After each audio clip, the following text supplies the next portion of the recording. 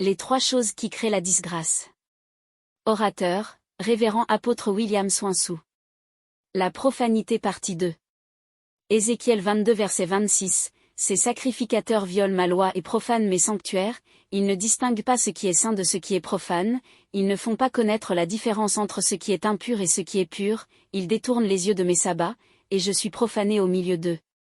Lorsqu'une église n'enseigne pas sur le péché, ses implications et la nécessité de fuir ce qui est impur, c'est de la profanité. L'église doit comprendre que l'impureté est une abomination pour Dieu.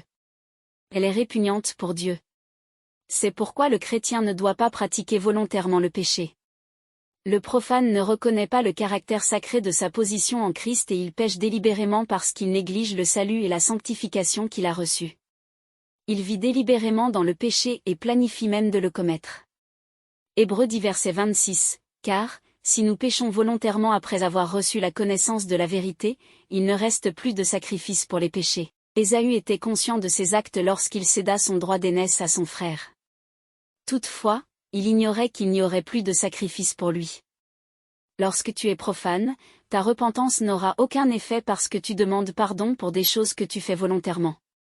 La Bible est claire, si tu pèches volontairement, si tu sais que ce que tu fais est mal, il n'y a plus d'autre sacrifice pour toi.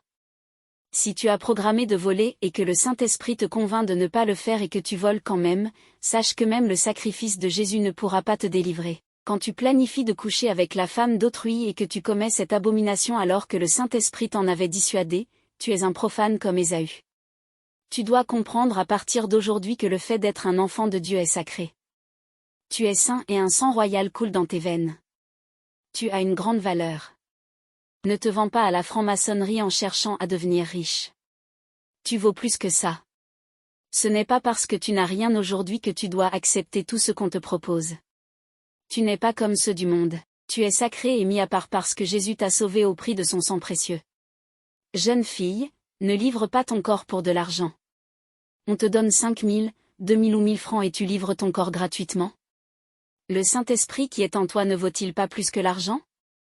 Hébreux 10 verset 29, de quel pire châtiment pensez-vous que sera jugé digne celui qui aura foulé aux pieds le Fils de Dieu, qui aura tenu pour profane le sang de l'alliance, par lequel il a été sanctifié, et qui aura outragé l'Esprit de la grâce? Les profanes méprisent les choses de Dieu, les serviteurs de Dieu et même le Saint-Esprit. Ils ont l'habitude de dire, « Que vais-je faire avec le Saint-Esprit? Est-ce lui qui me donnera à manger ?» Lorsque vous méprisez le sacrifice de Jésus, l'œuvre du sang de Jésus dans votre vie, ou la grâce que représente l'Esprit de Dieu, cela ouvre de mauvaises portes et vous empêche de rentrer dans les bénédictions. Celui qui est profane méprise aussi la dîme, les prémices et l'onction. Lévitique 27 verset 30, toute dîme de la terre, soit des récoltes de la terre, soit du fruit des arbres, appartient à l'Éternel. C'est une chose consacrée à l'Éternel. Les dîmes sont des choses saintes et consacrées. Un chrétien qui ne paie pas sa dîme devient profane parce qu'il s'amuse avec les choses saintes. Jésus n'a pas été contre la dîme. Il faut donc respecter cela. La dîme, c'est ce que tu dois prélever premièrement sur ton salaire ou ton revenu. On ne paie pas sa dîme après avoir commencé à dépenser son revenu. On enlève la dîme avant toute autre dépense pour reconnaître la primauté de Dieu et lui donner la première place dans nos finances. Pour que Dieu contrôle, bénisse et agisse dans tes finances, il faut donner la dîme. Bien-aimé, le chrétien profane joue avec ces choses et s'en fout royalement. Selon lui, ce n'est pas un problème de voler Dieu. Il se dit qu'il remboursera plus tard. Or, Dieu est un Dieu d'ordre, saint et sacré. Tout ce qui est rattaché à sa personne l'est aussi.